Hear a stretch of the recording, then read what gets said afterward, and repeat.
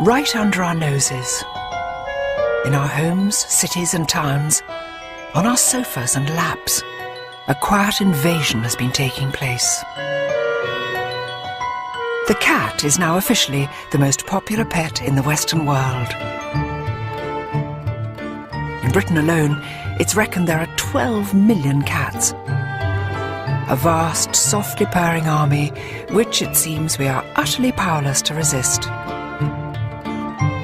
And yet, for thousands of years, no creature has divided us quite like this one. Are they regal, or simply cold and remote? Devoted pets, or as irrepressibly wild as their big cousins? How am I to capture the essence of this puzzling creature, one that so many adore and so many others find deeply unsettling? To do that, I'm turning cat detective. Unravelling this feline enigma everywhere, from the magical tombs of ancient Egypt. How brilliant, it's all done by reflection. To a bizarre medieval cat festival in Belgium. From the cats who formed a Chicago rock band to a cat in fancy dress. Must be so strange being slightly deaf inside a pink rabbit hat. I'll be tracking down the amazing big cats too, coming face to face with the lord of the Mayan jungle. All the strength and majesty of these creatures, you can't believe how beautiful they are. And armed to rasping tongue with the world's fastest cat. I'm trying to talk normally with my arm being licked by a cheetah. All to discover exactly why it is that cats divide us so much, and how one of nature's most efficient serial killers ended up as our favourite fireside companion. This is my journey into the world of the cat.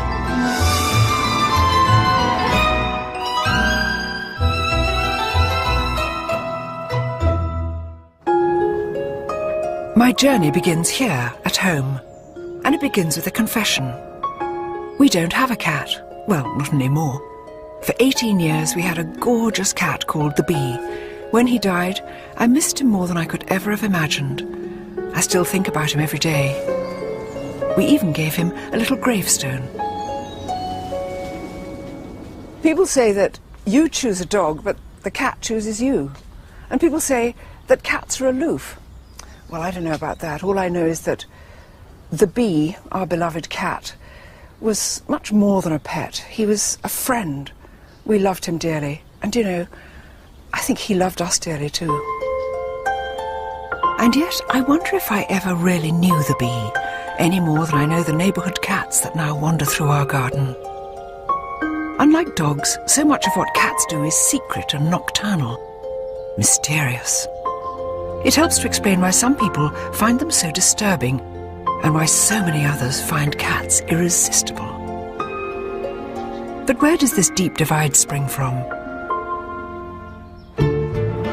First stop on my journey, a cat show in Milton Keynes, to find the true aficionados, the ones whose absolute faith in cats is beyond doubt.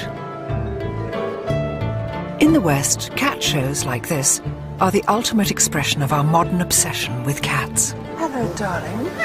Yes, sweetheart. And you can see why. Was there ever an animal quite as beguiling as the cat? Another Bengal female. Or as adorable as a kitten? Called what? Scylla. Scylla. Scylla Black. I didn't think of that. Beautiful blue eyes and a slightly Barbara Streisand look. I think it's absolutely fantastic. Over the years, we've engineered around 100 breeds of cat. From green eyes to blue, from long hair to no hair whatsoever. And what breed is she? She's a Sphinx. It's a Turkish fan. It's a snow Bengal. This is a Singapore cat. Very bright, very lively. But look around any cat show like this, and you'll notice something which has never changed. It's women, not men, who are least able to resist the lure of the cat. Hard to believe that a few hundred years ago, many of these women, including me, might have been burned at the stake, along with their cats. Because the terrible truth is, despite thousands of years of our deepest devotion to cats, there's a very dark side to our feline obsession. Thankfully, we don't torture witches and their cats anymore. But once every 3 years in Belgium, people gather to remember a time when we did.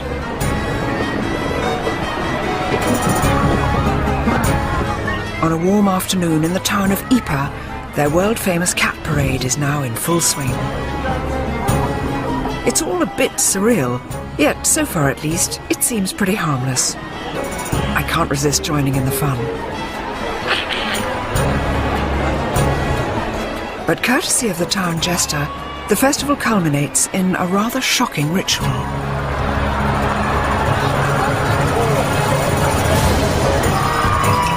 In Ypres 500 years ago, 9 lives wouldn't have been enough for even the sturdiest of cats.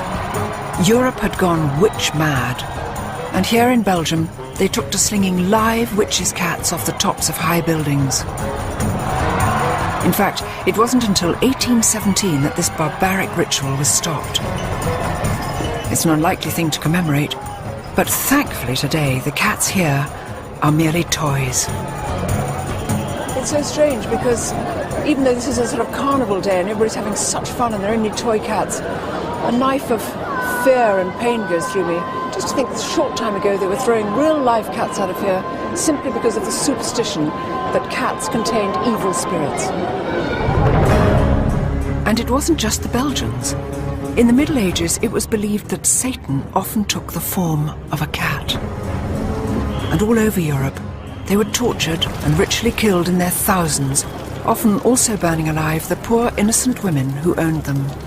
Was there ever a creature which divided us so much? For 1,000 years we persecuted the cat as an agent of the devil, and yet nowadays we go all gooey over them in cat shows. For good or evil, we've long believed that cats have some sort of mysterious magical powers. But where on earth did that come from? Who owned the first cat? And when? And where?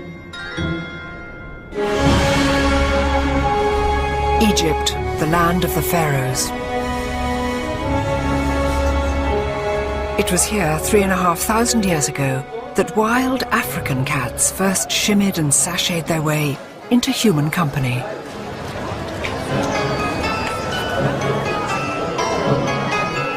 And even today there are few cities on the planet quite as comfortable with its cats as Cairo.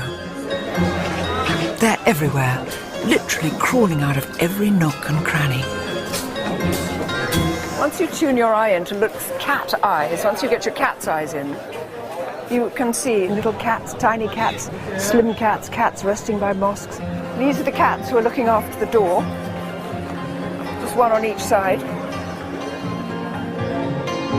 These cats are mostly feral, homeless, unowned, just like their early ancestors. But for all their wildness, they're every bit as loved as the cats which pose for rosettes at shows. Perhaps even more so. It's just incredible how many cats there are and how many people treated them so kindly. This charming gentleman here who's got a special paper bag full of meat so that he can look after them, and they're in beautiful condition, little dapperly patting away. It's just wonderful. The people don't kick them or hurt them, they just smile at them. But in a largely Muslim city like Cairo, that's really no surprise. It's said the Prophet Muhammad had a real soft spot for cats. There's a story that when he blessed his own pet cat on the forehead, he left the mark of his fingers like a giant M, a mark that's been passed down through countless generations of cats. But when and where did cats come to be with us in the first place? And how did they weave their magic on us? To find out, I'm heading way back in time to the mysterious tombs of the dead in Thebes.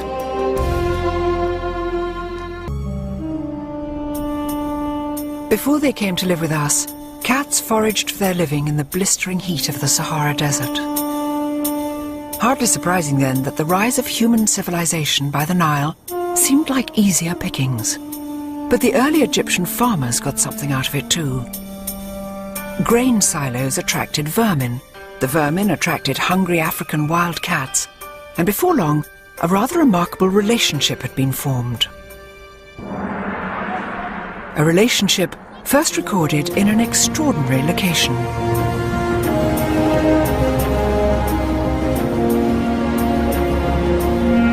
400 miles to the south of Cairo, on the west bank of the River Nile, lies Thebes, the city of the dead.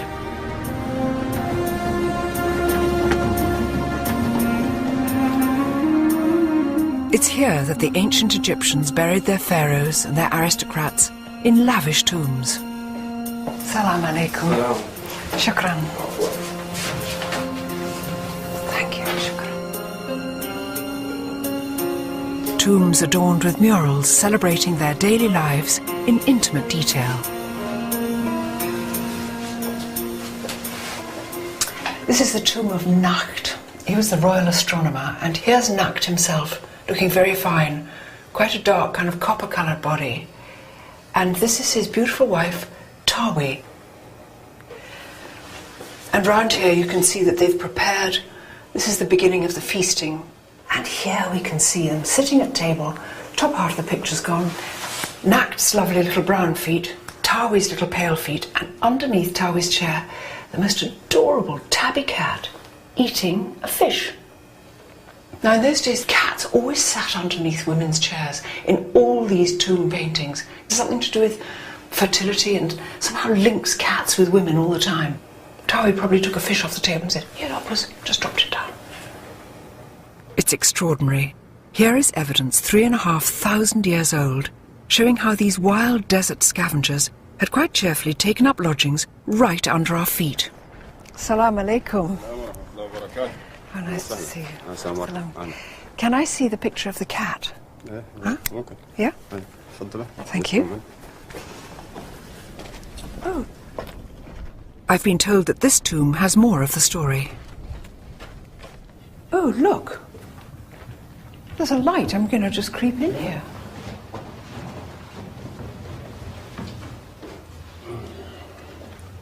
With a little mirror magic, all is revealed.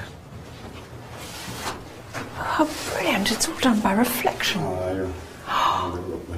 Look at this. So this is a hunting scene. Now there's birds all flying up, chaps throwing sticks at them. And here's a gorgeous little cat. There is a story that the Egyptians used to use cats, maybe to flush out the birds, but they used to take them hunting with them. They've also seemed to have taken their tame rat with them, I don't know. Sometimes, of course, I think cats just take it upon themselves to follow human beings, so they might have just gone on his own accord. But I suspect that these might have been hunting cats. Who knows? It's not difficult to connect the cats in these ancient murals with the cats in our own back gardens. Predatory, solitary, yet at the same time affectionate and gentle. And it's not that hard to understand what happened next either. Maybe it was the big eyes or the mesmerizing way cats move, but the Egyptians very quickly elevated the cat from beloved pet to divine god. A goddess, in fact, naturally. With both a serene face and a frightening face.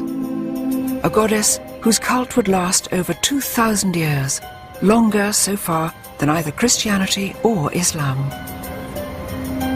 Today its worshippers are long gone, unless you count the ladies at cat shows. But here in the Egyptian Museum in Cairo, I can still see the evidence of this mighty feline goddess with two faces. This is the lioness goddess Sekhmet, and she is sort of the scarier side of cat divinities. And she's supposed to be powerful, she protects women, and she of course brings warfare and plague, if she so chooses. And she's got a Uraeus snake on her forehead. So that could kill? Yes, that would sort of be a don't mess with me kind of thing. Yes. And right now she's wearing his nice sheath dress and sitting down and being beautiful, but of course the implicit in it is because she is a lioness, she can strike out and kill. And does she have an alter ego? Yes, her alter ego is much nicer and calmer, sort of the cat goddess in a tamer way, and that's Bastet. Bastet, the cat goddess. Statuesque, sublime, the quintessential cat. Bastet was the symbol of love and beauty and music and basically self-indulgence, as you would expect from a cat. So this is the kind of goddess a lot of people would be having in their house shrines. But look at these ones up here. These are just exquisite. They're fabulous. They're terribly lifelike. I've seen cats looking just like that. Do you like cats? I do like cats. I'm allergic to them, but I like them. In ancient Egypt, pet cats were adored. Whenever one died, the entire family would shave their heads in mourning. But not all cats were pets. There were other cats, bred to be offered to Bastet in the hope of earning her blessing. Unfortunately, to do that, they had to be dead. When they went to the temple of Bastet, they made offerings of mummified cats. And the idea was that because a cat was taking the message, the god would pay much more attention to it. And were these tame cats or cats around the temple? How did they get the cats for the mumming? They probably bred them in catteries, and you would have just thousands and thousands of cats there. We have x-rayed them, so you get a sense of what's inside. And it's really quite surprising. Look at that. What is a bit awful about this particular one is the neck has been broken because they couldn't always wait for cats to die. So we have some cat mummies where their heads have been bashed in or they're being strangled. Little cat. That one's an interesting one because... oh my God, what is it? Well, you can see it's a jumble. When they didn't have enough cats, they would just gather up a few bones and mummify that and make it look beautiful, like a cat should be. So that's... Extraordinary. This is sort of cat hamburger, if that doesn't sound too frightful. Do you know what I mean? It's sort of just sort of chopped up and made into a shape. That's very accurate, though, and it certainly looks that way. What's the Egyptian word for cat? Meow.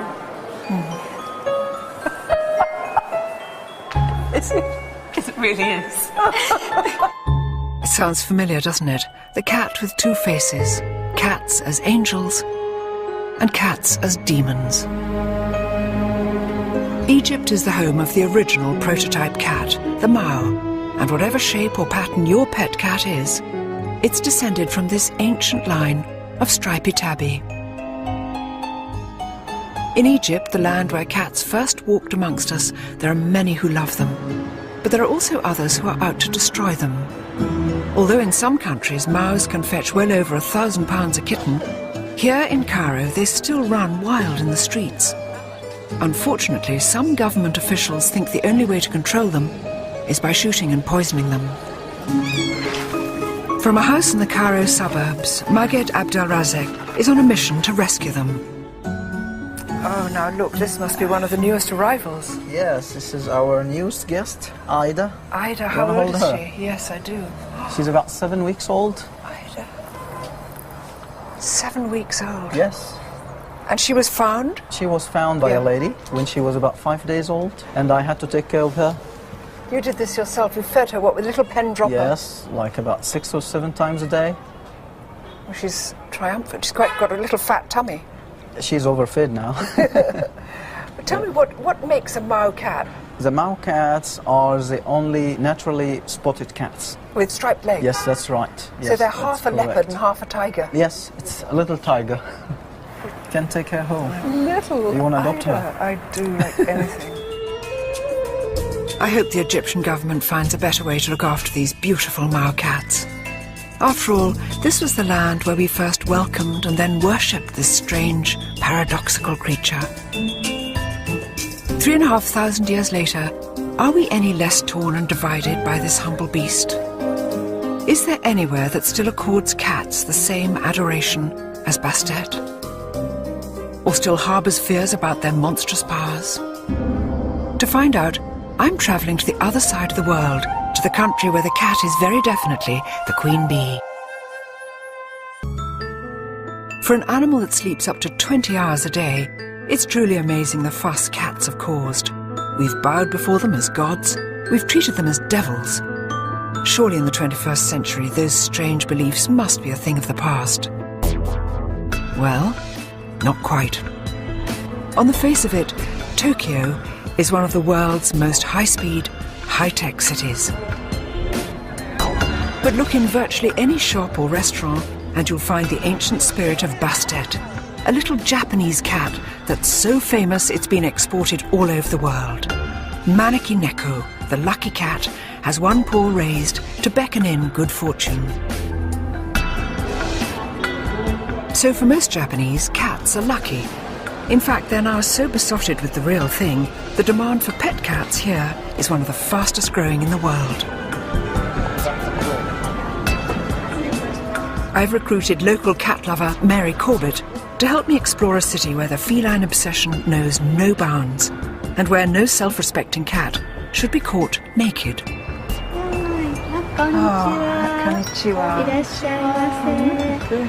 For the very best in feline haute couture, the Stella McCartney to Tokyo's finest cats, look no further than Takako Iwasa. Takako, look at this. Most cats in most places look overdressed wearing a collar and a bell, but not here.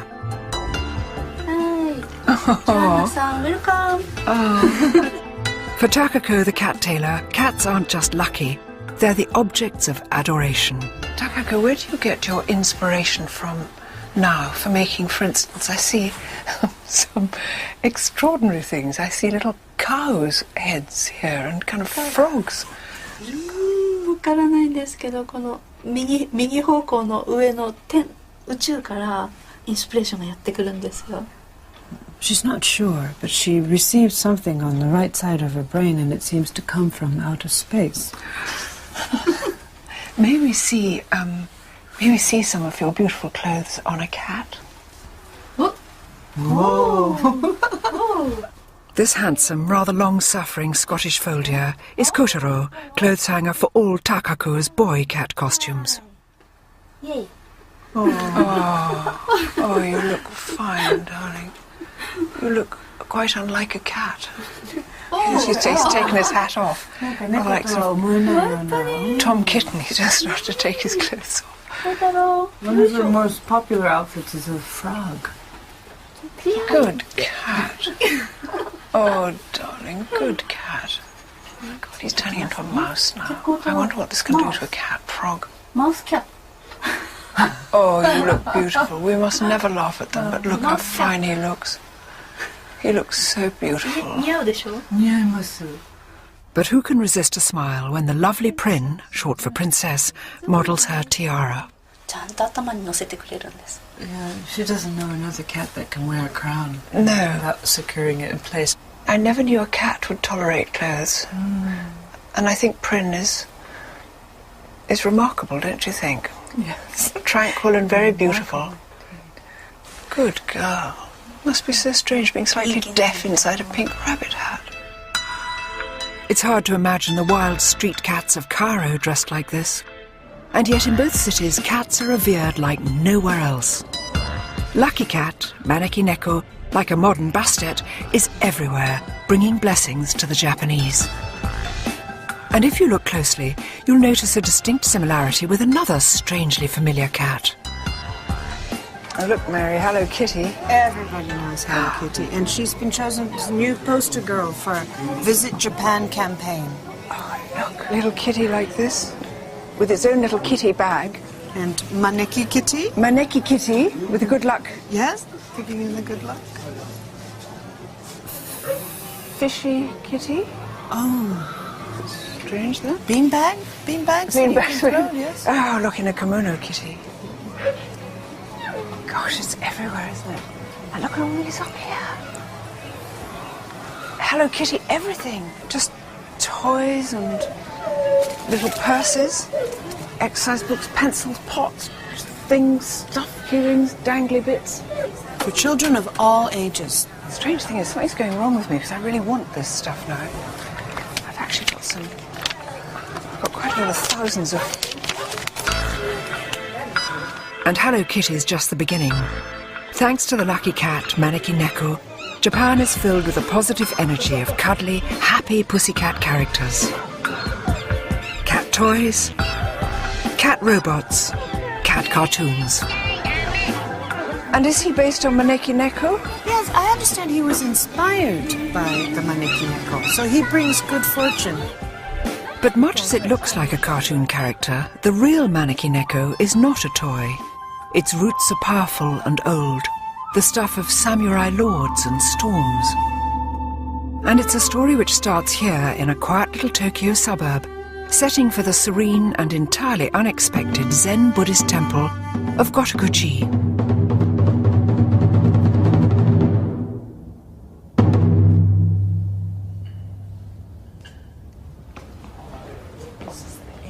The true guardian of the lucky cat legend is the head priest of Gotokuji.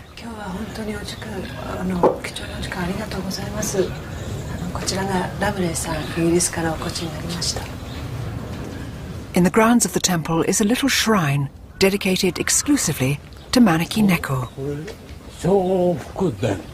Shofguden, so this is the building that brings good fortune. Oh, lovely. It's beautiful. The real Holy of Holies, the lucky cat's altar, is hidden inside the little temple. Look at this. Cats, cats, cats. The head priest explains how the legend first began. Over 350 years ago, this was an impoverished, very poor temple, and there was just one monk here, and he shared what little food he had with this cat.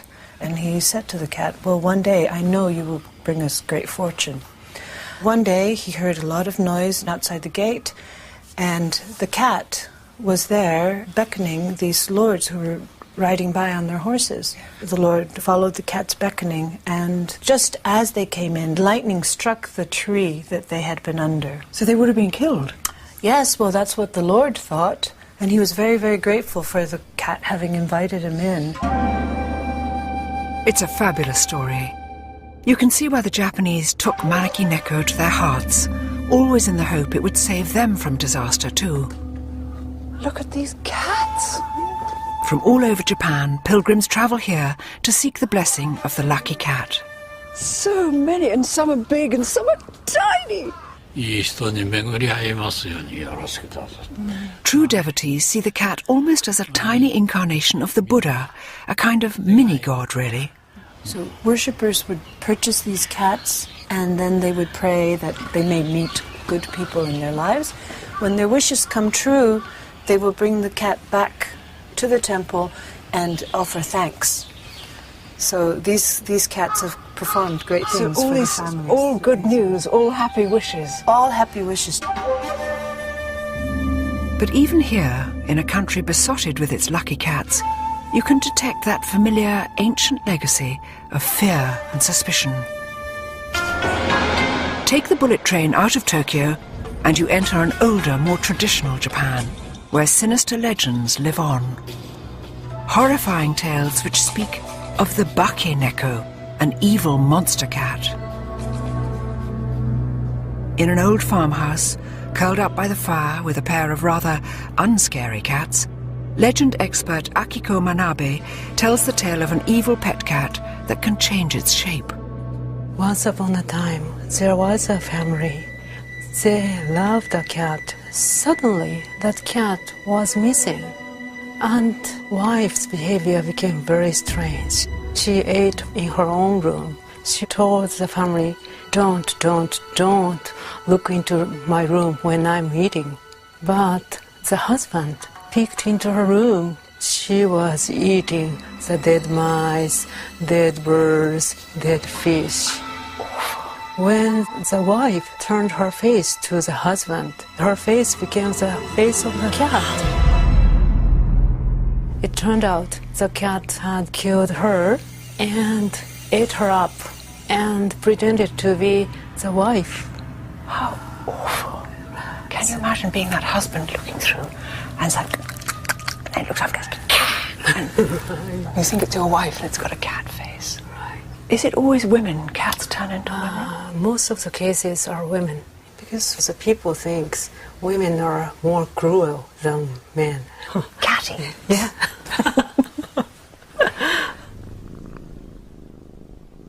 It seems there's such a contrast between the happy, smiling cat who brings you love and luck and this darker side. The Bake Neko cat, which turns into a monster. It seems that even today, we're not quite sure if cats are good or evil. I know what I think, but who knows?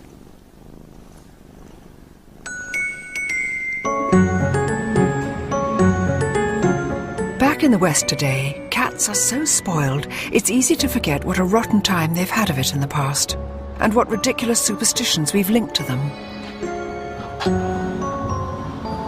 We all all know about witches' cats and black cats crossing your path, but that's just the beginning. Back in the old days, when they were routinely flinging cats out of belfries, they used to say that a cat could suck the breath out of a sleeping baby, and that to eat the warm brains of a cat would make you invisible. They said that planting a live cat in your garden would keep down the weeds. We've forgotten now, but for hundreds of years, we used to be terribly cruel to cats. Ever since the pharaohs, we've been unable to agree about cats. And we still can't really decide whether to love them or loathe them. How could something so innocent and beautiful be so divisive? One man who thinks he knows the answer is top feline expert Roger Tabor. Roger, we've seen cats treated as gods and goddesses. We've also seen them demonised and treated as the devil. Such extreme feelings to the cat. Why is that? It's crazy, isn't it? But in reality, they're just the flip sides of the same coin. We recognise that there is something strange about them, and at the same time, you recognise they've deified it. It's always the otherworldliness. And what is the otherworldliness about the cat? Yes. Well, when you look at them, you've got a package. It's a nocturnal, lone hunter. When you're dealing with an animal which is not a pack animal, then you're dealing with an animal that doesn't like being told what to do. With the dog, you are either the boss or you are bossed. But with the cat, it thinks it through for itself. It's much more independent. So we've always been a bit wary, a bit distant. We understand that they are somehow other, somehow wild, somehow strange. The solitary hunter lurking within. The irrepressibly wild feline heart. Is that why we find cats both inspiring and perplexing? If it's true, then my challenge now is to meet the full force of that wild side, face to face. Hidden deep in the jungles of Central America lives the ultimate mysterious, solitary feline. Just like the cats of Egypt, Europe and Japan, the mighty jaguar both transfixed and terrified an ancient civilization. Unfortunately, this great cat is paying the ultimate price for our fear. Rollover Labradors and rollover Cocker Spaniels. In the 21st century, the cat is the new top dog. Globally, there are now over 200 million of them living in our homes. And yet, on this journey, I've learned just how deeply cats divide us. It seems it's their solitary nature which is to blame. But is this the same spirit our cats still share with their wild cousins? The Mayan jungle in the heart of Central America is home to the world's most elusive big cat, the ultimate solitary hunter. Centuries before the arrival of the domestic cat, the Mayans worshipped the jaguar with the self-same mixture of fear and adoration. But actually finding one is a serious challenge. If anyone can help me, it's Mexico's top jaguar conservationist, Gerardo Ceballos. Before we begin scouring the jungle for this mysterious beast, Gerardo's brought me to an ancient ruined city to get a bird's-eye view of the enormity of our task. So this is one of the largest ones. Look at that. It's immense. It's huge area. It's probably the second largest in the Mayan world. Calakmul, once a metropolis of 50,000 people, flourished for over 500 years. By 900 AD, this civilization had collapsed, and with it the cult of the jaguar, as the Mayans abandoned their cities for good. So, Gerardo, tell me about the cultural connection between the Mayan people and the jaguar. Well, in Mayan mythology, jaguars were very powerful spirit living in the forest that could cause you damage. On the one hand, may hate the jaguar because it's killing their cattle and their goats, but on the other hand, they really respect it. It's a mixture of like a mystical respect, but also a lot of fear to the jaguar. They must have been extraordinarily elusive to see, because somebody said that seeing a jaguar is like seeing vapor, like a mist. You're staring at it, exactly. And you don't know if you're seeing a jaguar. Respect and fear. It sounds so familiar. That same ancient response to the cat, mirrored here with America's top jungle predator. Wow! Look at this. Very impressive. So everything is like probably 1.5 million hectares covered by forest. But you can't see, apart from these ancient pyramid sort of buildings, there's not another There is building not a single person inside here. in 360 degrees, all the way around, nothing. Nothing. It's dense forest now, but 1,000 years ago the Mayans destroyed their own way of life by greedily chopping down the precious trees they needed to sustain life. God, this must have been strange, a treeless metropolis. Exactly. When the Mayas collapsed, it was more on the local or regional impact. Then lots of the species, like the jaguar, they were able to move to other areas where there were forests and survive. What is happening today is that we're destroying all the forests, you know. So the jaguar is in danger and it disappear. Yeah. If we cut it down now, they've got nowhere to go. Exactly. I'll do whatever it takes to look one of these big cats in the eye, to see if I recognize the wild heart that beats inside every domestic cat, even if it means getting up at 3 in the morning. We know less about the jaguar than about almost any of the other big cats, and that's because they're so hard to see, and they're so very shy. But this morning we're going to have a very good shot at finding one. We've got a bunch of dogs and a bunch of men here to see if we get lucky. Gerardo and his team are on a mission to find and study as many wild jaguar as possible, and hopefully figure out why these great cats are dwindling so dangerously in number. Do the dogs get excited before we go? Yeah. They want to go. They want to go. Early morning before the sun rises is generally when jaguars are most active and easiest to spot. And even here, nothing beats a dog when it comes to running down cats. They're being tied by the chains into the back of the van so they don't all jump out. They're peaceful and sweet and waggy and they just look so friendly. But I think that'll all change once we get onto the scent. Timing is everything. There are just a few weeks every year at the height of the dry season when conditions are good for finding jaguar. Too much rain and the jungle gets too flooded for tracking. Well, the daylight's up now, so what do you think? Yeah, well, it's still very cloudy, so it's good. It's overcast, and by being overcast, it helps us to work longer times during the day because we don't have the pressure of the sun on the dogs, on the people, and on the jaguar. So right now it's perfect. That's it. At a remote river crossing, Gerardo decides it's time to begin tracking on foot. We're going to look around here for the scent, okay? Okay. To see if we can pick it up. Okay. Perfecto. Uno. I think this is good because I heard that jaguars like to hunt near water. And amazingly, jaguars quite like swimming. Of all the big cats, jaguars and sometimes tigers, but jaguars are most fond of the water, which is unlike any domestic cat. Hates getting wet. Excelente, excelente. Vale, mi cuau. And yet in so many other ways, jaguars and domestic cats, in fact all 38 members of the cat family, are incredibly alike. Designed by nature as perfect killers. Razor teeth and claws hidden inside, velvet paws so soft you'd never hear a thing until they were right on top of you. Aldo, what happens when the dogs get the scent of a jaguar? What happens then? They will start to howl and bark really loud, and then we will release them, and then all of them will start to run. Then the jaguar hopefully will climb up at the tree. Yeah. We will arrive and dart it, put it back here, and then do all our work of measuring it and on the forest floor, taking blood samples, all kind of information that we need from that animal. Gosh, better catch up. Yes. After a few hours, it becomes too bright and too hot, and our chances of finding a jaguar drop significantly. There's no scent. Very disappointing. We don't have it around here, apparently. So we will keep on trying to find it. But for today, at least, the jaguar hunt is over.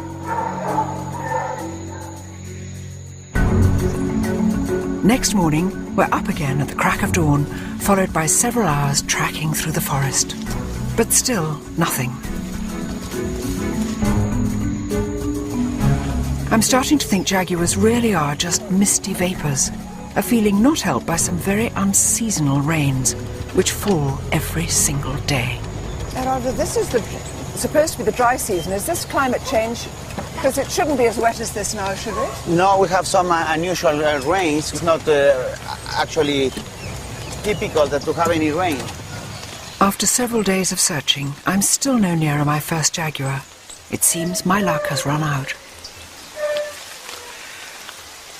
I just can't believe it. This is supposed to be the dry season, and it's turned out to be the rainiest of rainy seasons. And we've been going out with the dogs and tracking and waiting and looking and doing every possible thing you can think of. Didn't appear, not one sign, not one sniff. So we're just going to have to call it a day. Feels strangely like England. It's Mexico.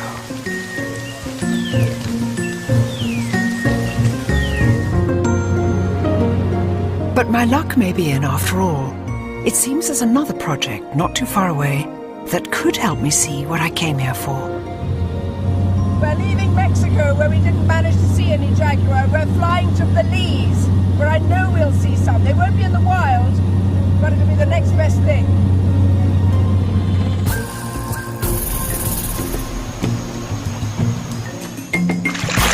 100 miles as the parrot flies, in another part of the same Mayan jungle, is Bowden Creek Ecological Preserve.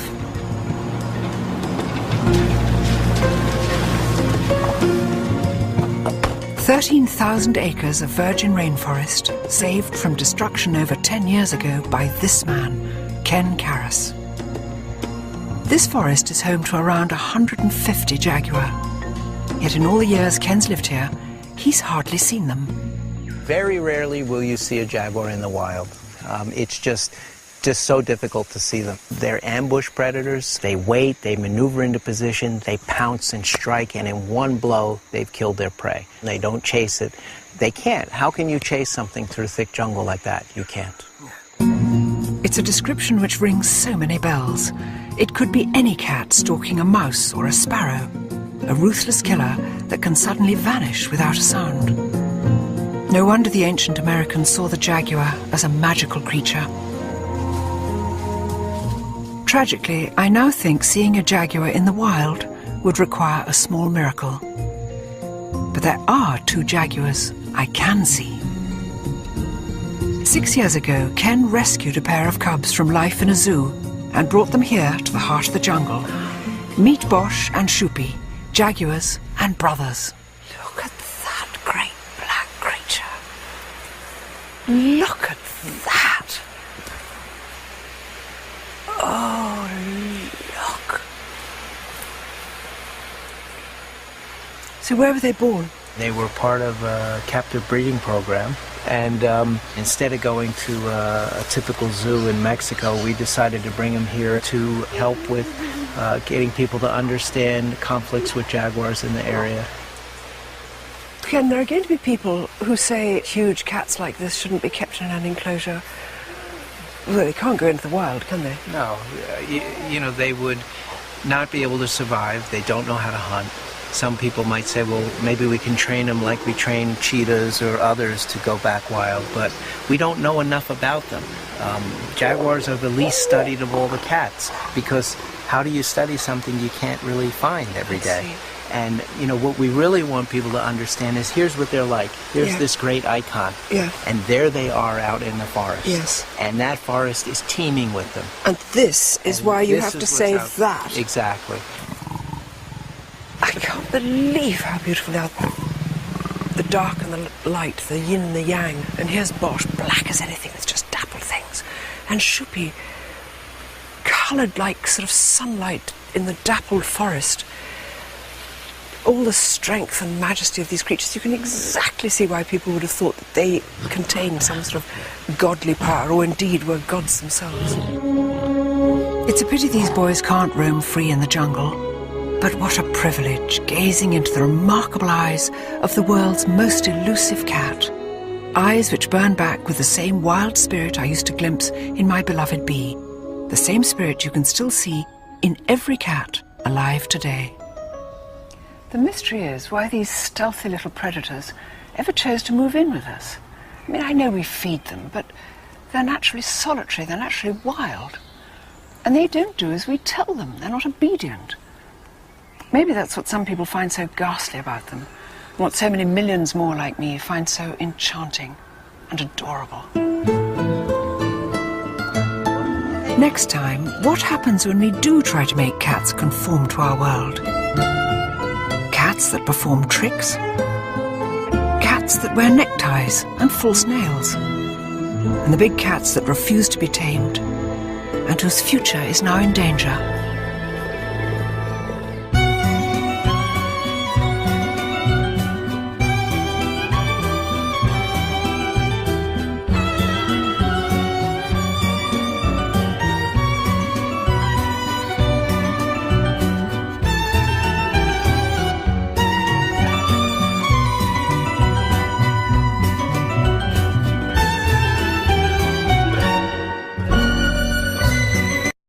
There are more pet cats in the world than ever before. Sensual, cute, enigmatic, stealthy. Every one of them working its wild and ancient magic on our senses. And yet, as I've already found on this journey, cats still perplex and divide us. My quest to understand them has already taken me from a mysterious Egyptian tomb to a breathtaking encounter with the lord of the Mayan jungle. I've learned that inside every cat lurks the same wild hunter spirit, and that's despite nearly 4,000 years in our company. But sadly, man is notoriously bad at leaving nature alone. And so I now want to know what we have done to the cat to mould it to our way of life, and whether our meddling with nature has gone too far. It's a question which will take me from a close encounter with the tongue of a cheetah. There we are, that lovely raspy tongue. To the cats who formed a rock band. From the woman who knows how to talk to them. Yeah, when it's all done, we won't even know what to do with them. She's just starting to speak in cat language. To the tragedy of a leopard locked in a cupboard. She put him in a closet, and that's where he lived all day long. I mean, how he survived that, I don't know. I want to discover whether all is well with one of nature's most enduring partnerships. Between cat and man. Or, of course, woman.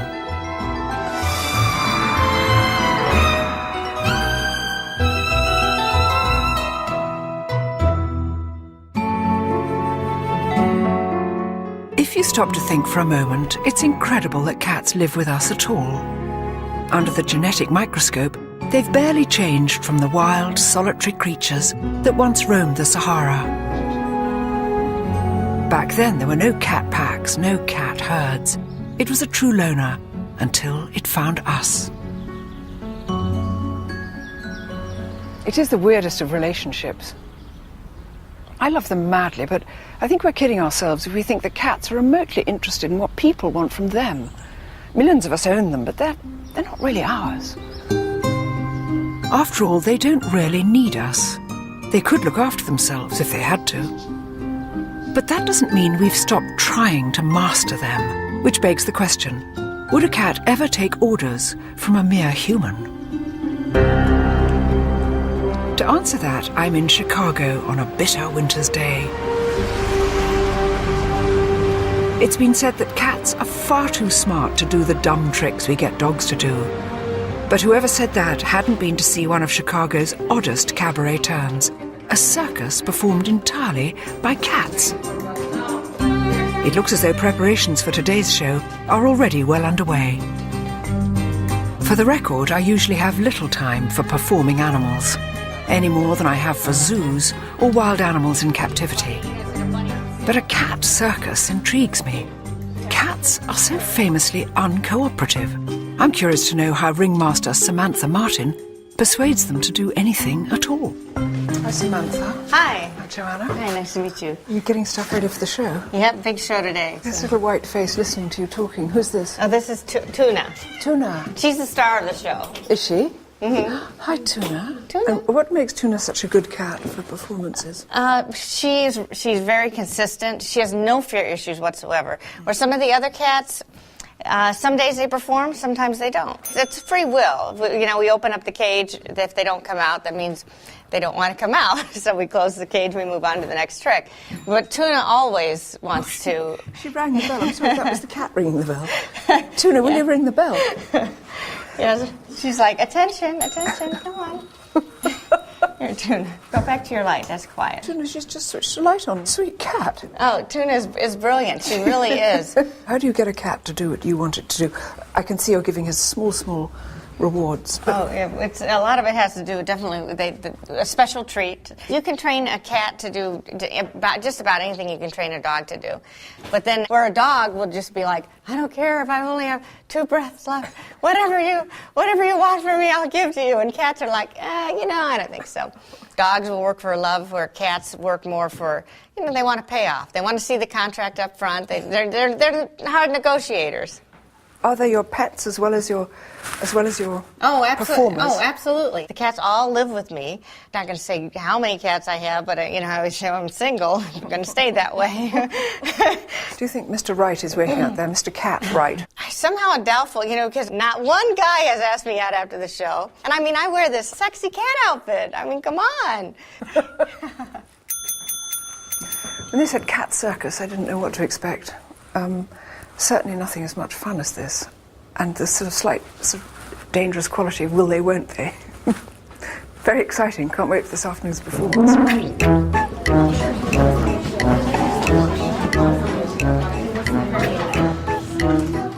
Does it matter that your average cat won't fetch a stick or catch a ball? No, of course not. To me, this is much more impressive. Because cats only do the things they want to. And that, in my eyes, is what makes them truly smart. Even so, Tuna and the gang doing tricks is great for a cold Chicago afternoon. But surely cats, compared with dogs, are a bit useless.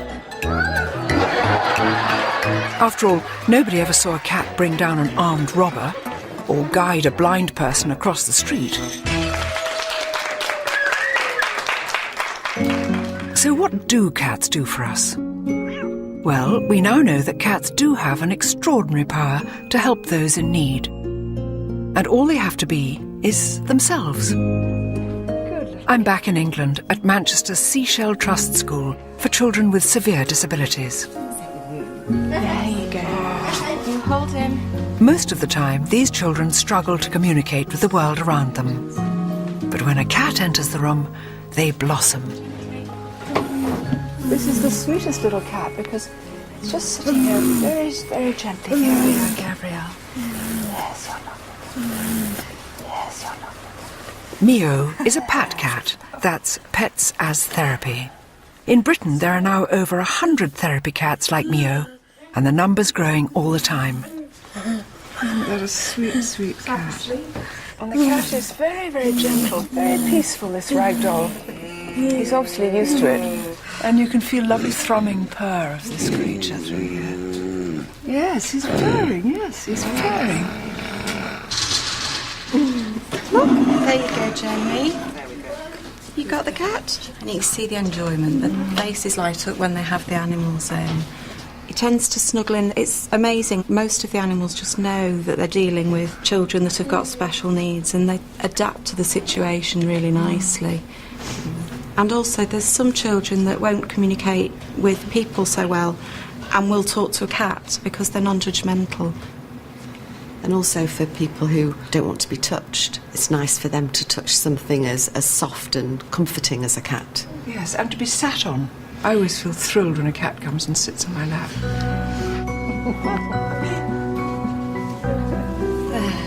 How about that? It's deeply moving to see how the warmth and softness of a cat can stir such pleasure in these children. That's lovely. Thank you.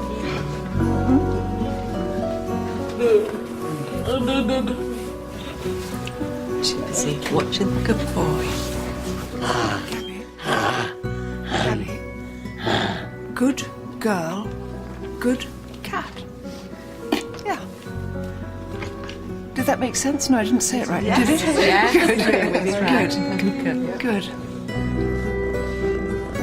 Surely anyone who's ever stroked a purring cat can understand this. Feline company can lower blood pressure, improve your mood, and bring companionship to the lonely and the sick.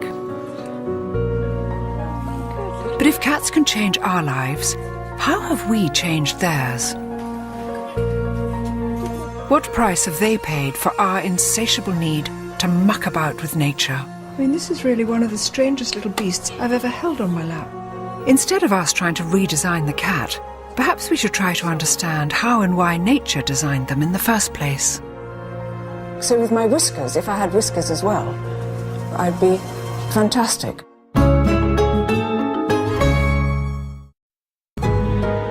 Cats, our favourite 21st century companions. But keeping a cat as personal stress buster is quite a recent thing. For thousands of years, we used them almost exclusively for one job, and one job only: pest controller. And for that, they were supremely designed by nature as one of the world's most efficient killing machines. What is it that makes a cat a triumph of evolutionary engineering? That's something I can now literally see for myself, thanks to the pioneering work of scientist Alvaro Casanelli and his peculiar invention, a cat's whiskers headset. Alvaro, will you explain this extraordinary headpiece? Well, it's a mask that gives you the ability to sense the space around you, like having cat whiskers. Of course, you don't see them because they are made of light and motor vibrators. So when something gets close to you, it starts vibrating. The closer you get, the more vibrate. Should we put it on? Yeah, that's right. It looks a bit Hannibal Lecter, but yeah, I like the look. It's to be used in the dark, so nobody will see you. Perfect. That's okay. You look beautiful. So now I will just switch on the motors. Are you ready to have superpowers? Oh, don't. Oh, God. Oh, God, how weird. Yeah. The mask is sending everything wirelessly to this computer. So try to approach your hand or, over your mouth. So this is the sensor near your mouth. Oh, this one. How can I try it out? Well, we will try that on the corridor. A cat's whiskers are the most incredible bits of kit. They're so sensitive to tiny air currents and electrical fields, the cat can sense objects even without touching them, and in total darkness. Now, I'm going to find out what that feels like. This is a very strange feeling. So now you have to walk in front of you till the end of the corridor. Yeah. Okay. So first whiskers on, and then let me switch the light off. Tell me when the light's off. They are off now. Back in the lab, Alvaro monitors my every move. I can't see a thing. I can feel the buzzing. Right. And I mustn't use my hands. The temptation, of course, is to use your hands. Oh, I can feel something very close to me there. So away from that, away from that. That's a big thing there. I get away from that. Something there. Nothing here. Come on, be bold, Lumley. I can't tell you how frightening this is. If you could hear my heart. It's absolutely hammering. At last it's lights on, and not a moment too soon. You get lost. You don't know where's your direction, where you're You don't know if for. Is that all? Is that all? Yeah, also on the elevator, you get stuck there and there. I didn't go into the elevator, did I? No. Yeah, you went to the fourth floor and you came back. No, you had a cup of coffee and I hardly remember it. No, it was strange how frightening it was. It's strange how odd. I've got a long way to go to be a cat. Of course, when it's stalking a bird or a mouse, a cat has plenty more weapons at its disposal, not least of which is an incredible sense of sight.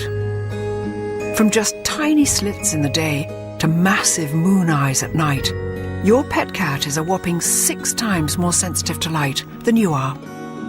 And with the addition of a natty pair of light-intensifying goggles, now I will be too.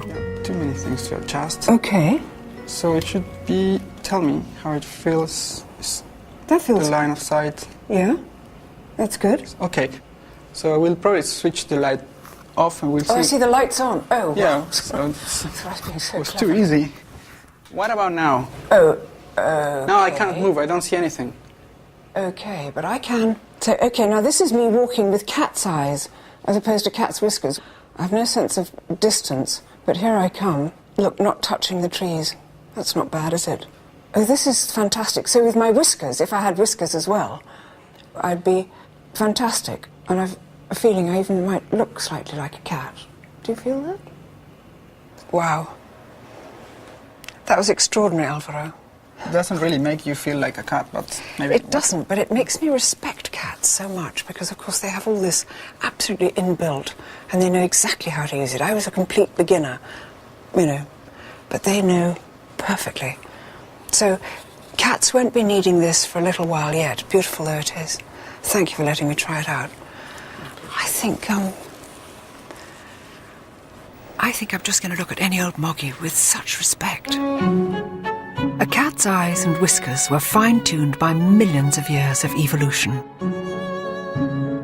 Sadly, the way some cats look today is the result of just a few generations of biological tampering by us. There are now around 100 different breeds of cat. Fat ones, skinny ones, flat noses, pointy heads, big balls of fur, or no fur at all. But are they really all the product of our attempts to improve on nature? With the aid of a few hand-picked pedigrees, top cat biologist Roger Tabor explains. It's strange looking around at all these cats, Roger. They're all, well, obviously very different. Did we breed them all to look like this? The simple answer is no. Natural selection has happened just as much as man's hand or woman's hand, because a lot of breeders are women. For example, in a hot climate, you will find, by and large, lighter cats, slimmer cats with shorter coats. When you move away to the chillier north, there's this whole group of really heavy-built, long-hair cats that evolved. And then some of them, of course, we've changed ourselves. But in a funny way, they're all roughly the same size. And yet dogs, when I think of things like a Chihuahua and a Great Dane, why is there such a difference in the size of dogs and really not so much in the size of cats? Dogs are different because through the centuries, dogs were selected for jobs. Yeah. So you had big dogs doing big jobs and little dogs going for yappy down holes and things as opposed to ripping things apart. With cats, there has not been this selection pressure by us to get the animal working. Because all we really wanted them to do was to look after our grain, didn't we? Absolutely. Mice and rats was our cat target. And they come as one size, so as long as the cat can get them. Do that. And therefore, actual positive breeding in the way that we do it now is very recent. We've been doing it to dogs for centuries, and now cats are fast catching up. By playing mix and match with genetics, we're designing ever more exotic shapes and sizes. But how far are we prepared to go? For some of the world's strangest experiments in cat genetics, there's only one place to look: America. I'm heading for an encounter with a munchkin. That's a cat. In fact, it's the feline equivalent of a dachshund. And it's earned breeder Terry Harris a nickname in the world of pedigree cats. Meet the Munchkin Queen. So the first munchkin, as far as you know, was a natural development in the cat. It was just a cat which happened to have short legs, is that right? That's correct. It's a naturally occurring spontaneous mutation. Yeah. The gene that is responsible for the dwarfism shortens only the long bones in the leg. It would be like from your elbow on down. Now this is a strange looking little creature, isn't it? He is different looking from a cat, isn't he? He is a Sphinx hybrid, bred to a munchkin, so he has no hair and very short legs. I mean, this is really one of the strangest little beasts I think I've ever held on my lap. But of course, this cat he's not even got any whiskers. No. So this little person obviously goes about his life in a quite different way. I'm starting to see why Terry's called the Munchkin Queen. It seems there's no combination too strange for her to try. This is Maisie. Maisie has 3 mutations. Maisie?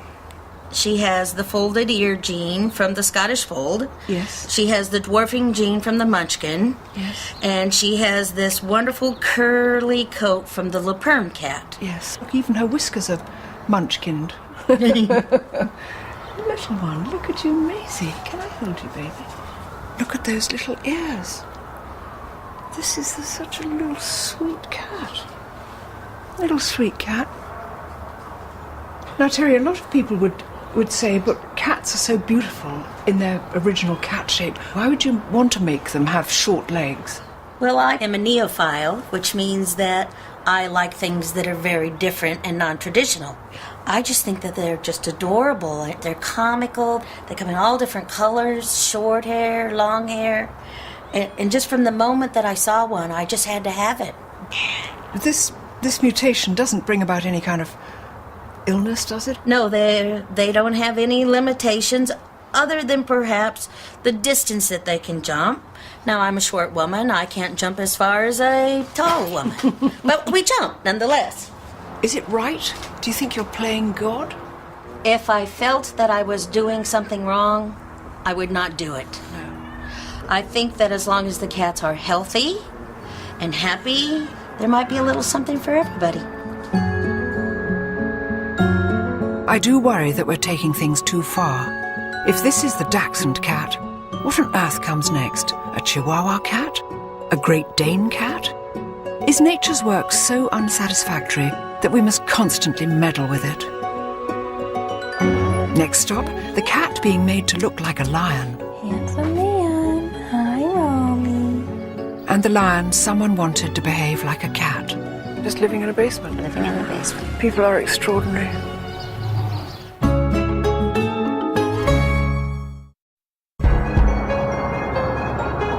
Los Angeles, the home of the alternative lifestyle.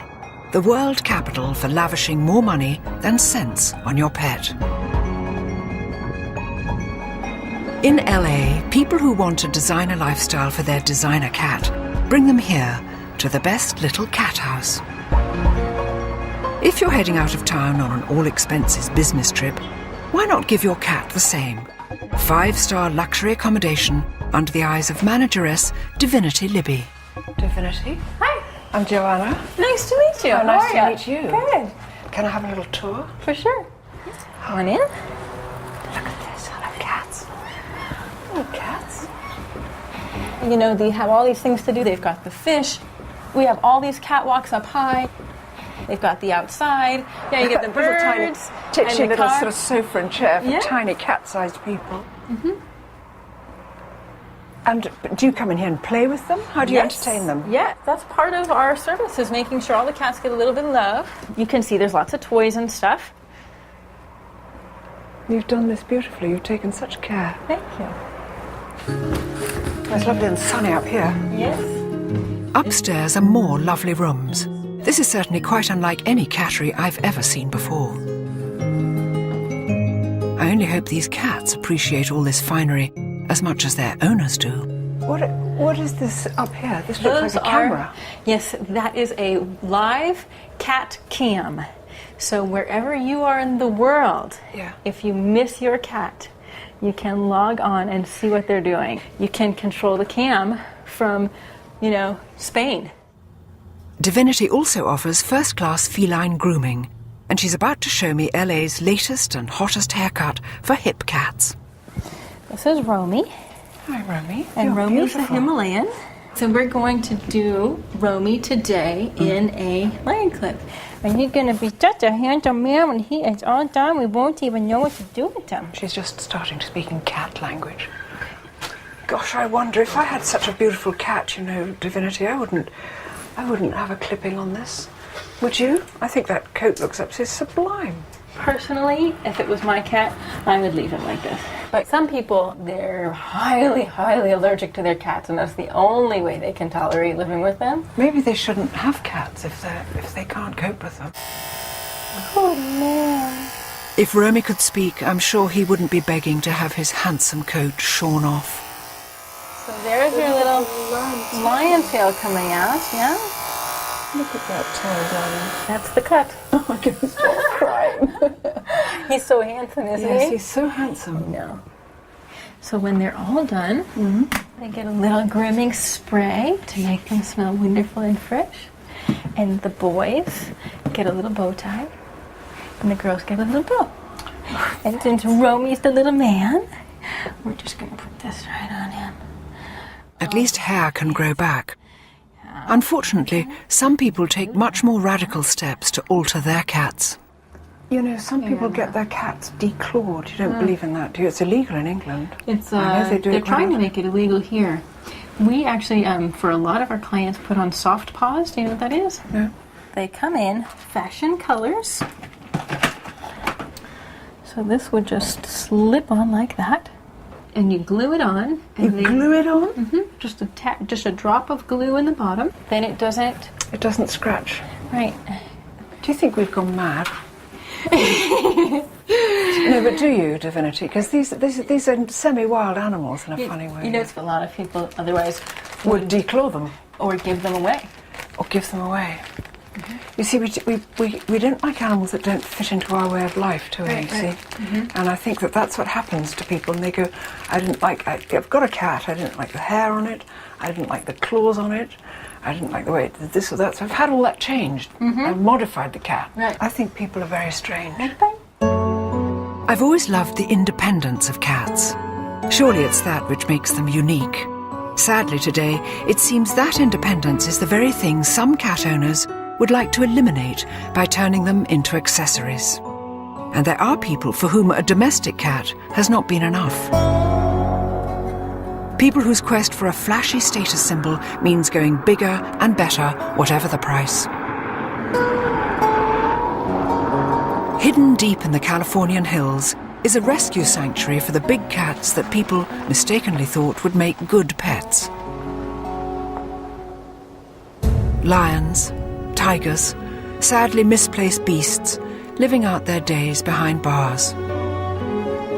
It's run by a woman associated more with wings than claws, actress Tippi Hedren, the star of Hitchcock's terrifying film The Birds.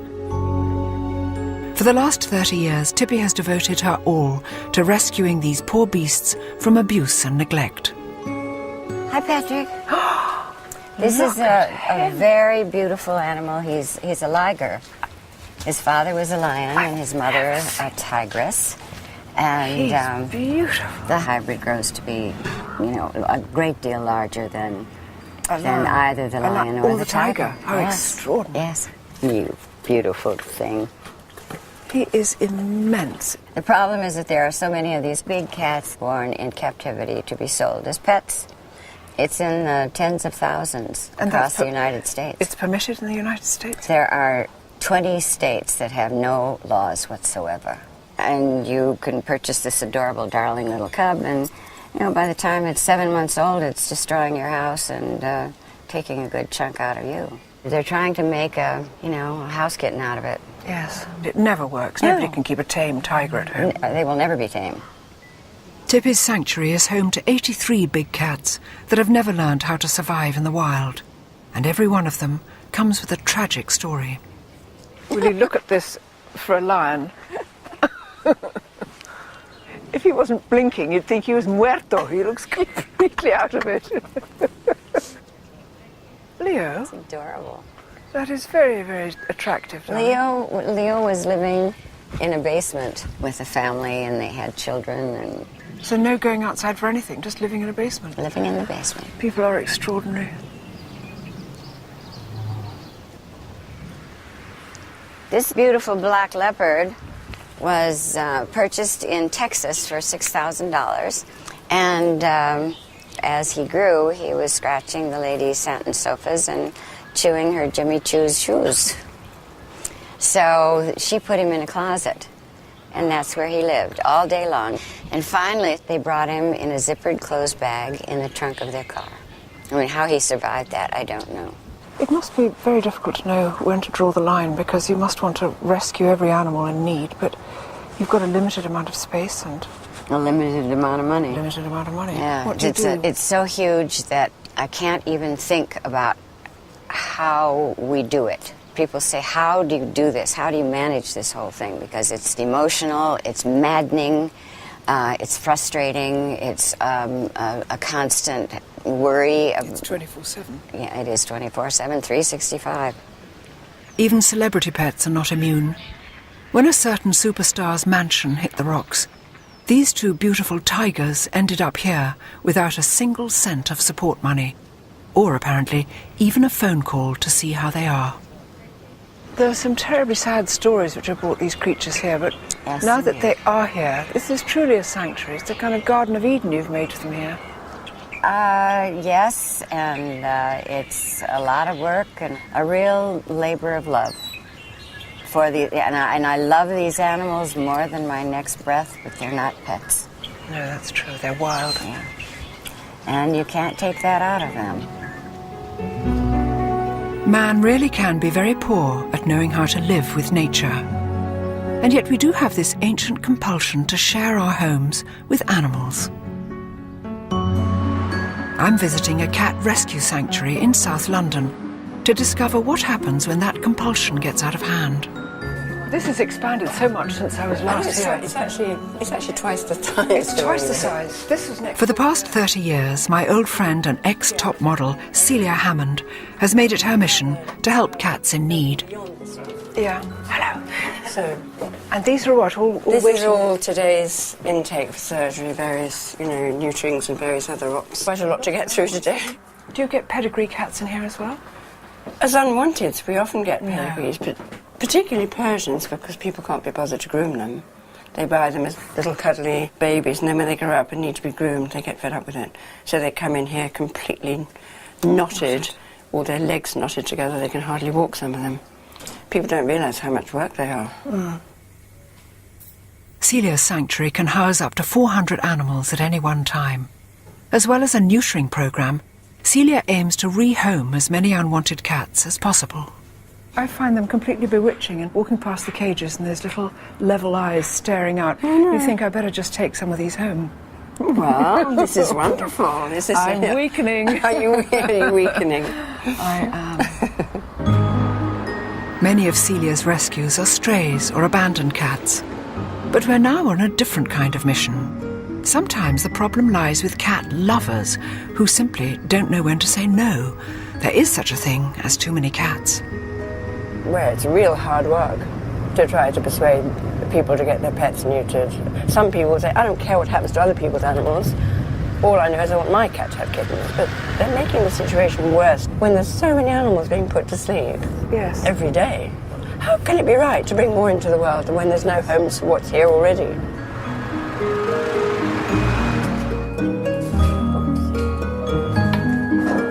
We've come to meet Valerie, whose collection of cats is not going down too well with the neighbours. Hi, Valerie. Hello. Hi. Hello. Hi, Valerie. How are you? How nice to see you. Oh, look, you've got a little person here. Yes. It's so cute, this one. Called what? Oh, I'm giving it a name. You haven't got names. No, it's not a baby. Come in. Valerie now has 21 cats crammed into her tiny flat. At the moment, they all look clean and well fed.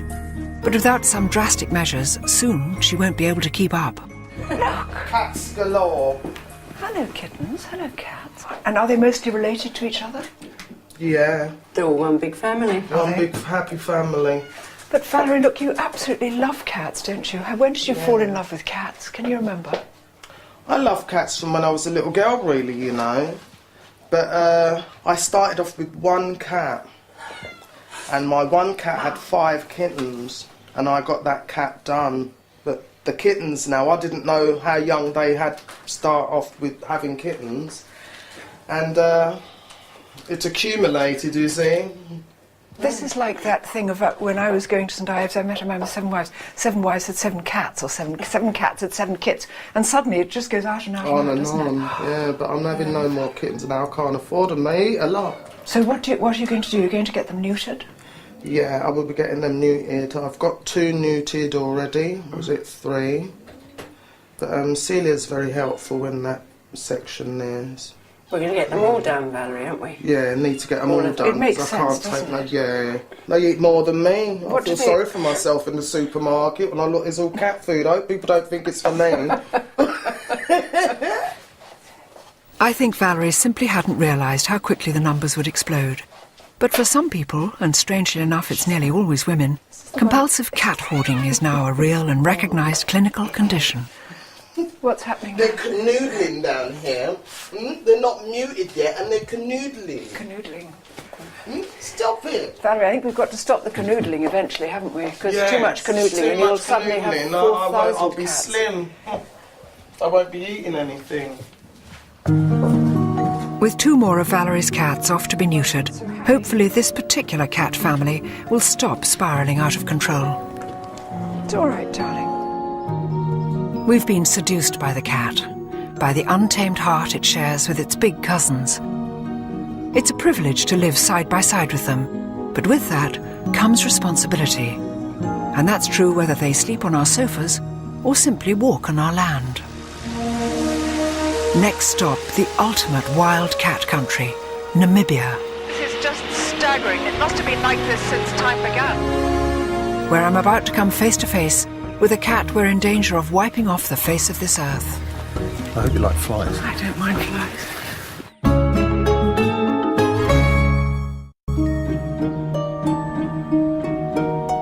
Quietly, cleanly, and with great poise and self-assurance, the cat has overtaken the dog as our favourite companion.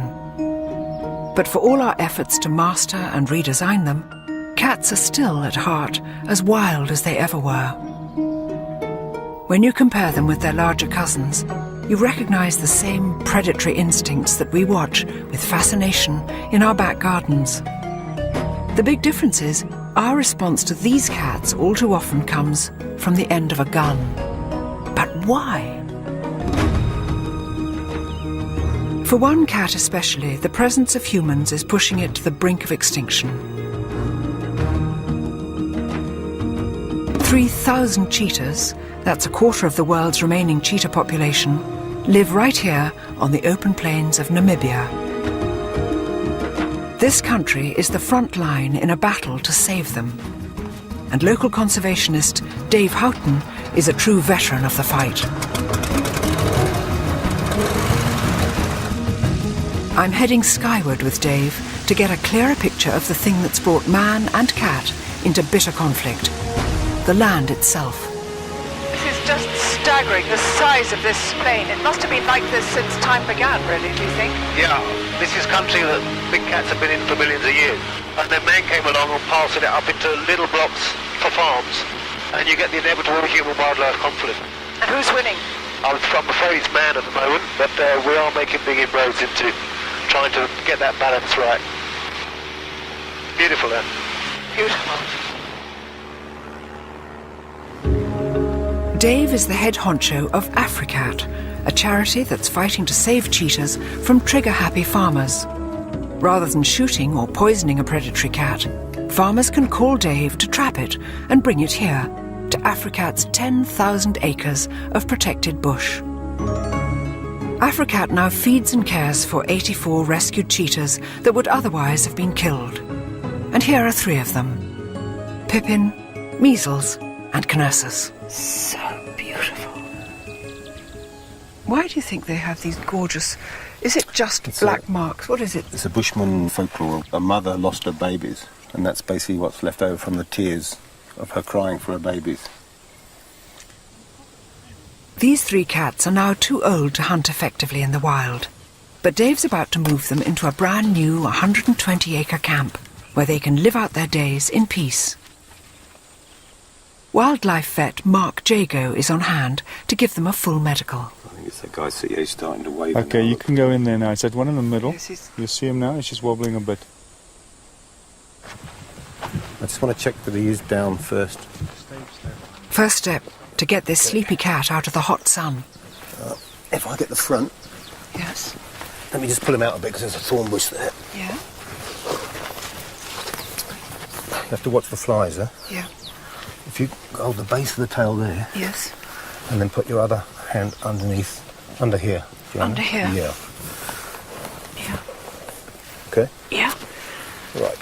I had no idea I'd be getting quite so close to a cheetah. I hope you like flies. I don't mind flies. This is fantastic.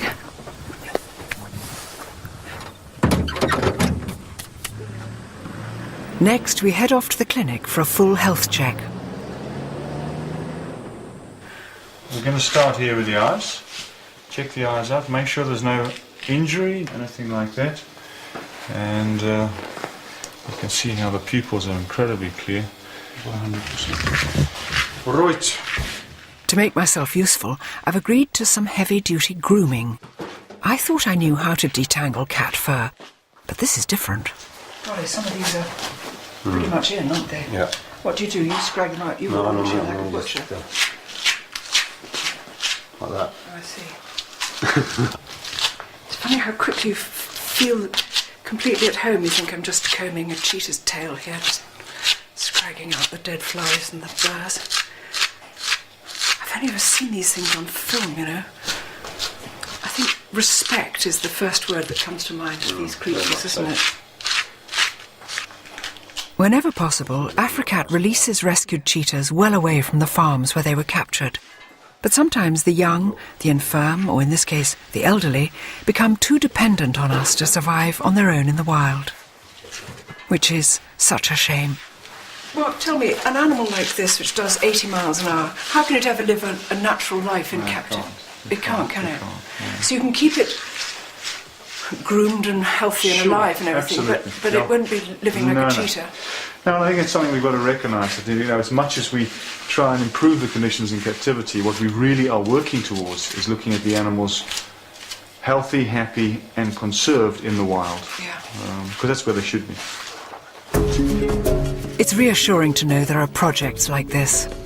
But it's depressing to encounter yet one more example of mankind's inability to live and let live, especially where cats are concerned. Oh, phew. Once our 3 patients have recovered from their drugs, it's time to release them into their new enclosure. Me? Yeah. Dave's wife, Carla, lends a hand. Just gently stick your fingers in the hole. Are we ready? Yeah. Ready? Hang on.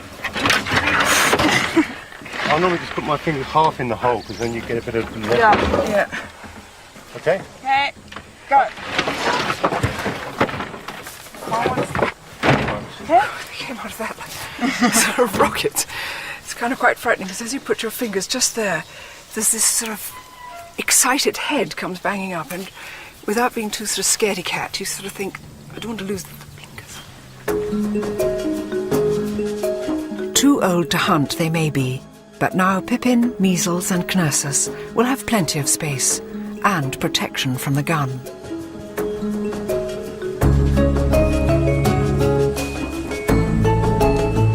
In another Africat enclosure, I'm waiting for Dave and Carla, who've promised me a special treat. God, look at that. That's wonderful thick purring sound. Hello, darling. Come on, you can spend later. Sit in the shade. Come on. Pugsley and Gomez, rescued as tiny cubs when their mother was killed by a farmer.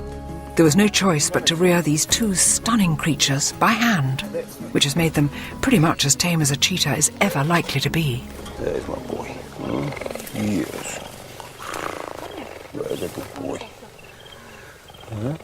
Look at your eyes. They're huge, aren't they? Where? No, we aren't. They're lovely raspy too.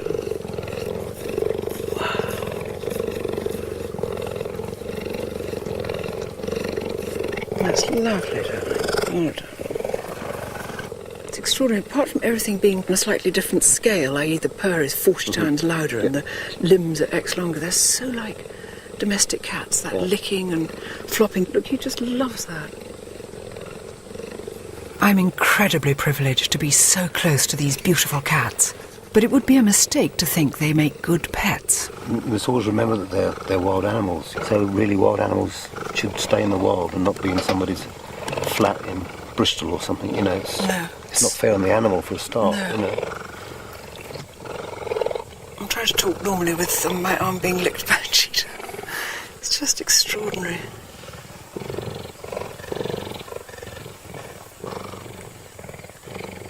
This is so good of them to come and... well, there we are. Just like a cat. But to do that graceful thing of welcoming a stranger was very nice.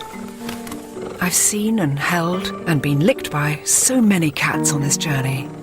This cat is so much bigger, But in a way, it's no different from any of them.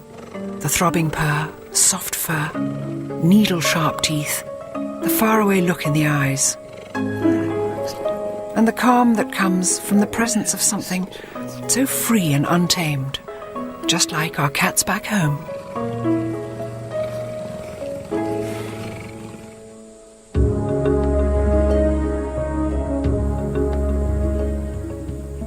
Well, it's been amazing seeing the big cats here. Utterly, utterly thrilling. And it just seems to me that we seem to have made our peace with domestic cats. They've come down out of the wild and we know exactly how to live with them. We love them dearly and they love us. We haven't quite managed that with the wild cats. With the big cats, we've got to do that to conserve them. After all this was theirs before it was ours. So we've got to learn how to share it, I think. Hopefully the Namibian cheetahs will survive. Their domestic cousins, meanwhile, are in no such danger. What a fascinating journey in their company. From an Egyptian tomb to cats with short legs, cats dressed as mice, cats thrown off tall buildings, cats simply too gorgeous to resist, and cats in the Mayan jungles of Belize. All the cats I've met have shown the same wonderful sense of independence. And I think to truly love these animals, you've got to appreciate the wildness in them. That free spirit which still burns so bright after nearly 4,000 years in our company. And more than anything else, it's the untamed heart that bewitches me. Makes me proud to be a cat woman.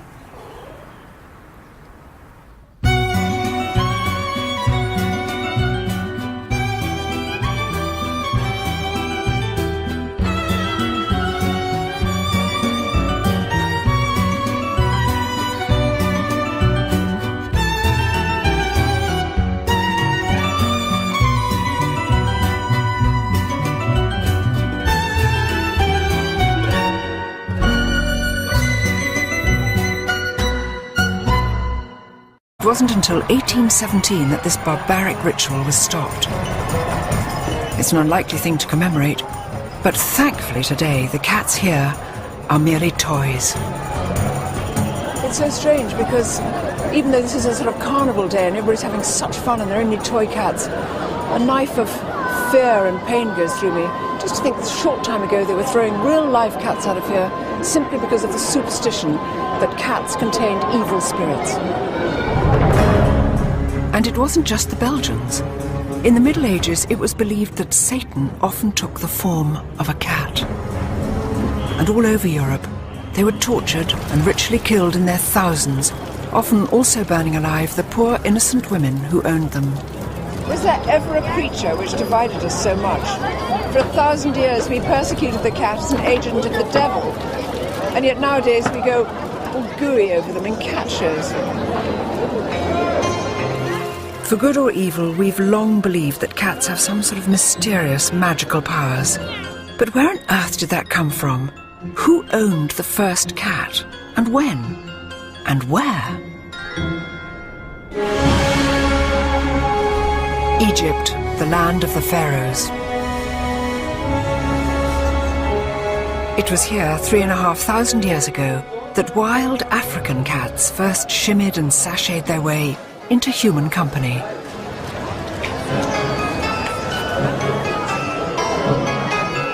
And even today there are few cities on the planet quite as comfortable with its cats as Cairo. They're everywhere, literally crawling out of every nook and cranny. Once you tune your eye into cat eyes, once you get your cat's eyes in, you can see little cats, tiny cats, slim cats, cats resting by mosques. These are the cats who are looking after the door. Just one on each side. These cats are mostly feral, homeless, unowned, just like their early ancestors. But for all their wildness, they're every bit as loved as the cats which pose for rosettes at shows. Perhaps even more so. It's just incredible how many cats there are and how many people treated them so kindly. This charming gentleman here who's got a special paper bag full of meat so that he can look after them, and they're in beautiful condition, little dapperly patting away. It's just wonderful. The people don't kick them or hurt them, they just smile at them. But in a largely Muslim city like Cairo, that's really no surprise. It's said the Prophet Muhammad had a real soft spot for cats. There's a story that when he blessed his own pet cat on the forehead, he left the mark of his fingers right under our noses. In our homes, cities and towns, on our sofas and laps, a quiet invasion has been taking place. The cat is now officially the most popular pet in the Western world. In Britain alone, it's reckoned there are 12 million cats. A vast, softly purring army, which it seems we are utterly powerless to resist. And yet, for thousands of years, no creature has divided us quite like this one. Are they regal, or simply cold and remote? Devoted pets, or as irrepressibly wild as their big cousins? How am I to capture the essence of this puzzling creature, one that so many adore and so many others find deeply unsettling? To do that, I'm turning cat detective, unravelling this feline enigma everywhere, from the magical tombs of ancient Egypt. How brilliant, it's all done by reflection. To a bizarre medieval cat festival in Belgium. From the cats who formed a Chicago rock band to a cat in fancy dress. Must be so strange being slightly deaf inside a pink rabbit hat. I'll be tracking down the amazing big cats too, coming face to face with the lord of the Mayan jungle. All the strength and majesty of these creatures, you can't believe how beautiful they are. And armed to rasping tongue with the world's fastest cat. I'm trying to talk normally with my arm being licked by a cheetah. All to discover exactly why it is that cats divide us so much, and how one of nature's most efficient serial killers ended up as our favourite fireside companion. This is my journey into the world of the cat.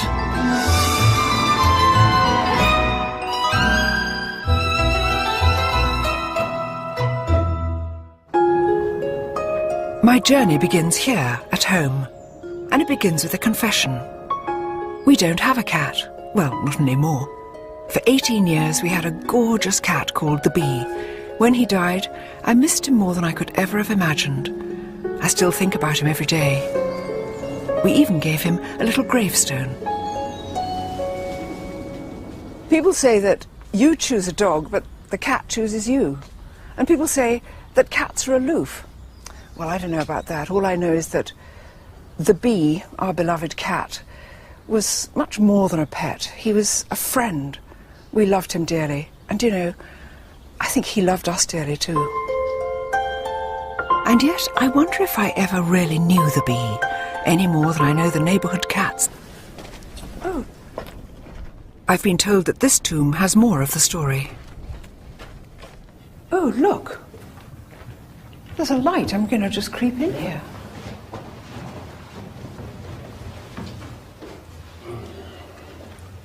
With a little mirror magic, all is revealed. How brilliant. It's all done by reflection. Look at this. So this is a hunting scene. Now there's birds all flying up, chaps throwing sticks at them. And here's a gorgeous little cat. There is a story that the Egyptians used to use cats, maybe to flush out the birds, but they used to take them hunting with them. They've also seemed to have taken their tame rat with them, I don't know.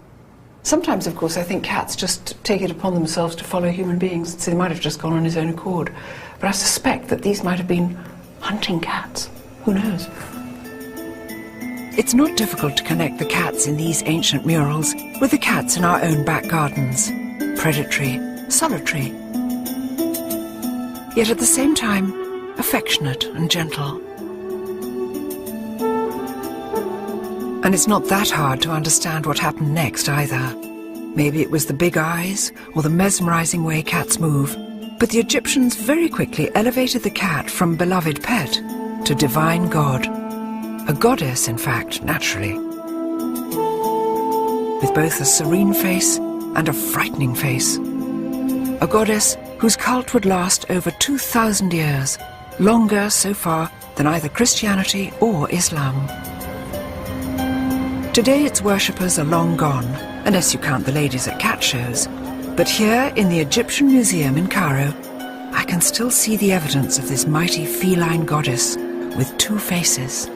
This is the lioness goddess Sekhmet, and she is sort of the scarier side of cat divinities. And she's supposed to be powerful, she protects women, and she of course brings warfare and plague if she so chooses. And she's got a Uraeus snake on her forehead. So that could kill? Yes. That would sort of be a don't mess with me kind of thing. Yes. And right now she's wearing his nice sheath dress and sitting down and being beautiful. But of course the implicit in it is because she is a lioness, she can strike out and kill. And does she have an alter ego? Yes, her alter ego is much nicer and calmer, sort of the cat goddess in a tamer way, and that's Bastet. Bastet, the cat goddess. Statuesque, sublime, the quintessential cat. Bastet was the symbol of love and beauty and music and basically self-indulgence. That now wander through our garden. Unlike dogs, so much of what cats do is secret and nocturnal, mysterious. It helps to explain why some people find them so disturbing and why so many others find cats irresistible. But where does this deep divide spring from?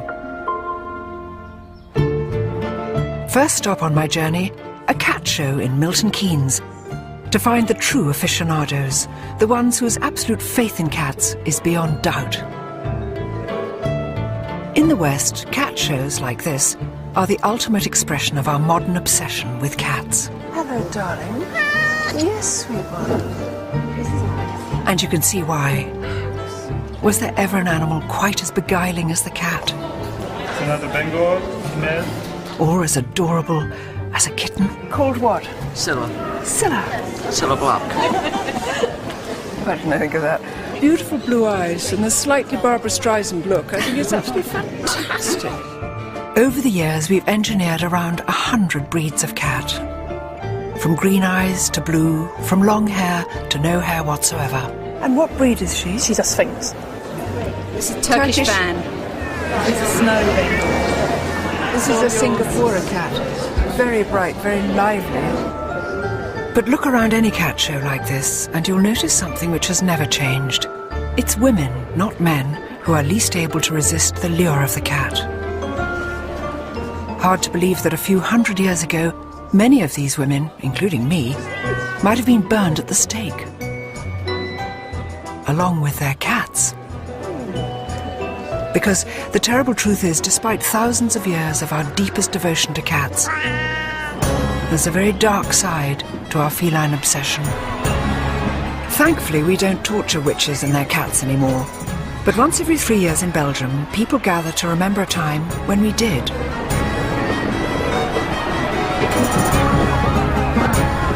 On a warm afternoon in the town of Ypres, their world-famous cat parade is now in full swing.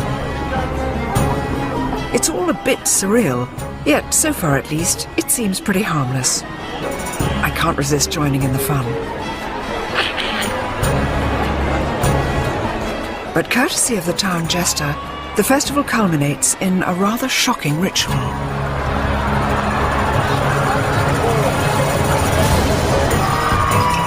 In Ypres 500 years ago, 9 lives wouldn't have been enough for even the sturdiest of cats. Europe had gone witch mad, and here in Belgium they took to slinging live witches' cats off the tops of high buildings.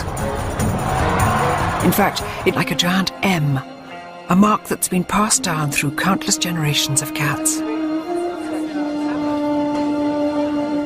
But when and where did cats come to be with us in the first place? And how did they weave their magic on us? To find out, I'm heading way back in time to the mysterious tombs of the dead in Thebes.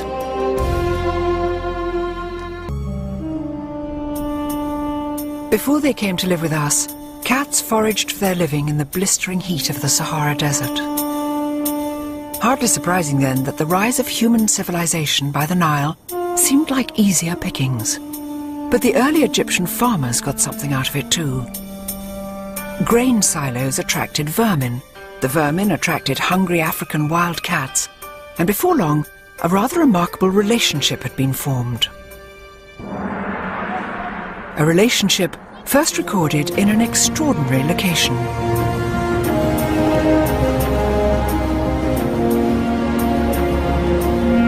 "400 miles to the south of Cairo, on the west bank of the River Nile, lies Thebes, the city of the dead.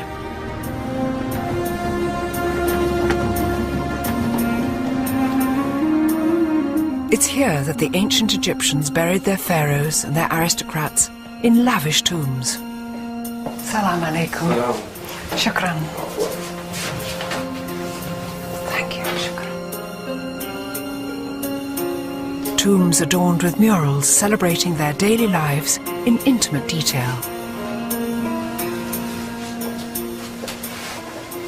This is the tomb of Lenght. He was the royal astronomer, and here's Lenght himself, looking very fine, quite a dark kind of copper-coloured body. And this is his beautiful wife, Tawi. And round here you can see that they've prepared, this is the beginning of the feasting. And here we can see them sitting at table, top part of the picture's gone, Lencht's lovely little brown feet, Tawi's little pale feet, and underneath Tawi's chair, the most adorable tabby cat eating a fish. Now in those days, cats always sat underneath women's chairs in all these tomb paintings. It's something to do with fertility and somehow links cats with women all the time. Tawi probably took a fish off the table and said, "Here, Oppers," just dropped it down. It's extraordinary. Here is evidence 3,500 years old, showing how these wild desert scavengers had quite cheerfully taken up lodgings right under our feet. Salam alaikum. Oh, nice to see you. Salam. Can I see the picture of the cat? Yeah. Huh? Okay. Yeah? تفضل. Thank you.